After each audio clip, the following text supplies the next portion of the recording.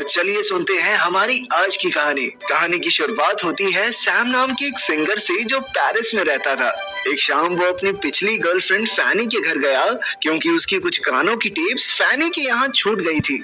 उस दिन फैनी के घर एक पार्टी थी जहाँ कई लोग आए थे, पर सैम को इस पार्टी में कोई दिलचस्पी नहीं थी, इसलिए उसने सीधा जाकर फैनी से टेप्स लौटाने को कहा। लेकिन फैनी अपने दोस्तों के साथ बिजी थी, इसलिए उसने सैम को इंतजार करने को कहा।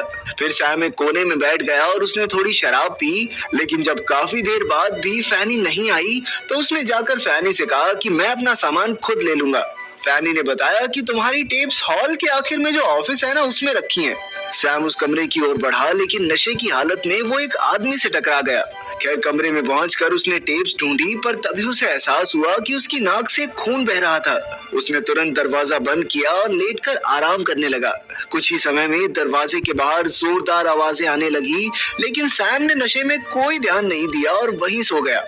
अगली सुबह जब उसकी आंख खुली तो उसने अपना सामान उठाया और बाहर की ओर निकला, पर जैसे ही उसने दरवाजा खोला तो उसका दिल दहल गया। पूरा घर तहस नहस हो चुका था और जगह जगह खून के निशान थे, लेकिन सैम को वहां एक भी इंसान दिखाई नहीं दिया। फिर वो निचले माले पर गया तो उसने देखा कि फैनी और बाकी कुछ लोग रातों रात ज़ॉम्बीज में बदल गए थे। सैम ने फैनी को बुलाया तो अचानक सभी ज़ॉम्बीज एक साथ उस पर हमला करने दौड़े, पर सैम ने जैसे तैसे भागकर खुद को फैनी के घर में बंद कर लिया। उसे समझ नहीं आ रहा था कि आखिर ये सब हो क्या रहा है।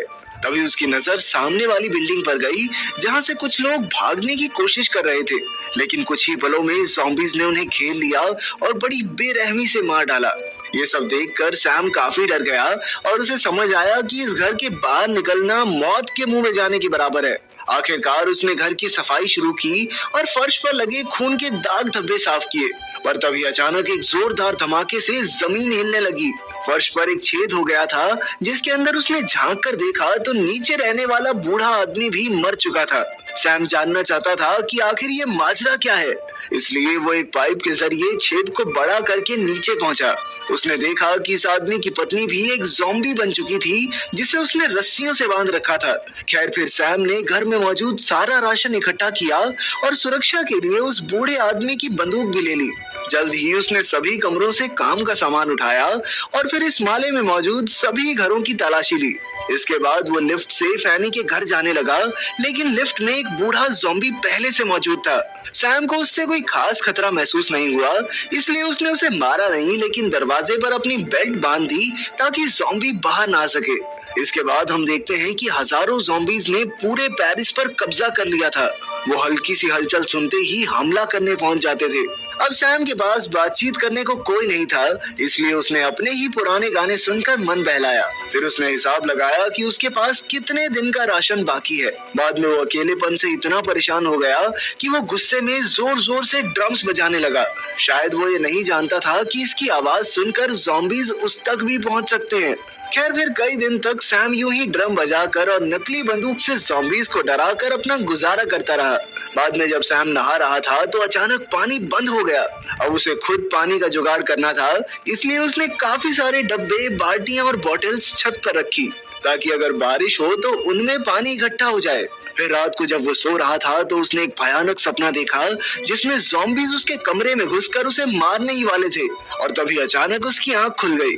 खैर जैसे तैसे दिन गुजरे और सैम का अकेलापन उसे अंदर ही अंदर खाने लगा। उसे किसी साथी की जरूरत थी, इसलिए मजबूरन वो लिफ्ट में बंद ज़ॉम्बी से ही बातें करने लगा। उसने इस ज़ॉम्बी का नाम एल्फ्रेड रखा। फिर एक दिन जब वो ज़ॉम्बीज पर निशाने लगा रहा था तो उसे लाशों के बीच एक बिल्ली घूमती हुई नजर आई। अब उसे इस बिल्ली में ही अपना साथी नजर आने लगा और वो तुरंत उसे लेने दरवाजे तक पहुंचा।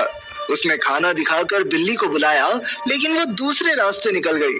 आखिरकार सैम खुद उसे पकड़ने बाहर निकला, लेकिन उसी पल कई ज़ॉम्बीज ने एक साथ उस पर हमला बोल दिया। खुशकिस्मती से सैम ने ऐन वक्त पर बिल्डिंग में घुसकर अपनी जान बचाई। बड़ी मुश्किल से उसकी जान बची थी, इसलिए उसने गुस्से में आकर उस बिल्ली को गोली से उड़ा दिया। ज़ॉम्बीज से भागते हुए उसके पैर में चोट लग गई थी और अब वो काफी घबरा रहा था, क्योंकि अगर किसी ज़ॉम्बी ने उसे काट लिया होगा तो वो भी जल्द ही एक ज़ॉम्बी में बदल जाएगा। उसने सोच लिया था कि वो ज़ॉम्बी बनकर तो नहीं जिएगा। बाद में जब उसकी आंख खुली तो उसने देखा कि उसके शरीर पर थोड़ी बहुत खरोंचें थी। आखिरकार उसकी सांस में सांस आई और वो पागलों की तरह हंसने लगा। फिर कुछ महीने बीते और अब सर्दियों का मौसम शुरू हो गया। अब सैम को गर्माहट की जरूरत थी, इसलिए उसने जुगाड़ लगाकर घर में आग जलाई और गर्म पानी से नहाकर उसकी थोड़ी थकान दूर हुई। इतने समय से अकेला रहकर अब सैम अपना मानसिक संतुलन खोने लगा था। उसने शराब पीना शुरू कर दिया और अब वो अक्सर एल्फ्रेड पर अपना गुस्सा निकालने लगा।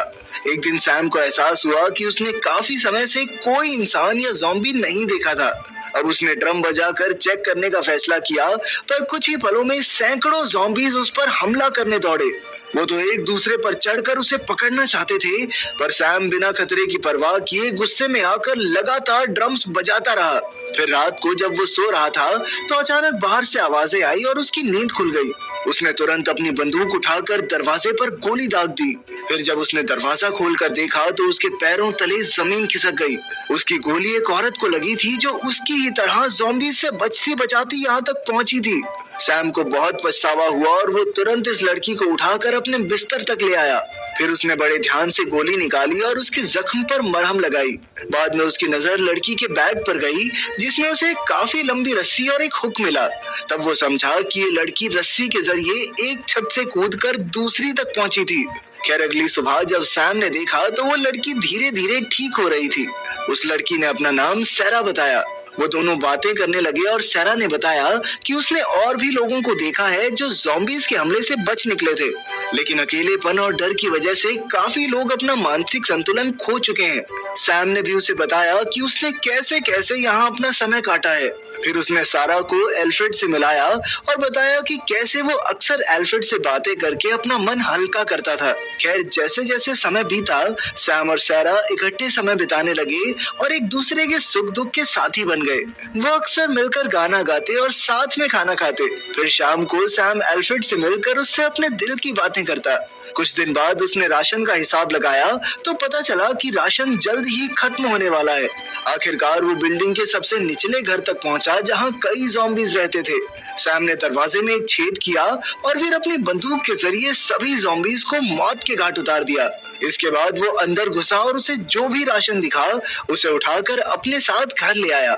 लेकिन घर में उसे सारा कहीं दिखाई नहीं दी और काफी देर तक ढूंढने के बाद वो छत पर पहुंचा। उसने देखा कि सारा एक कोने में उदास बैठी थी। उसका मानना था कि अगर वो यहीं पड़े रहे तो वो कभी ये बात नहीं जान पाएंगे कि क्या इस भयानक दुनिया के आगे भी कोई सुरक्षित जगह है। इसलिए अब उसने यहाँ से जाने का फैसला कर लिया था।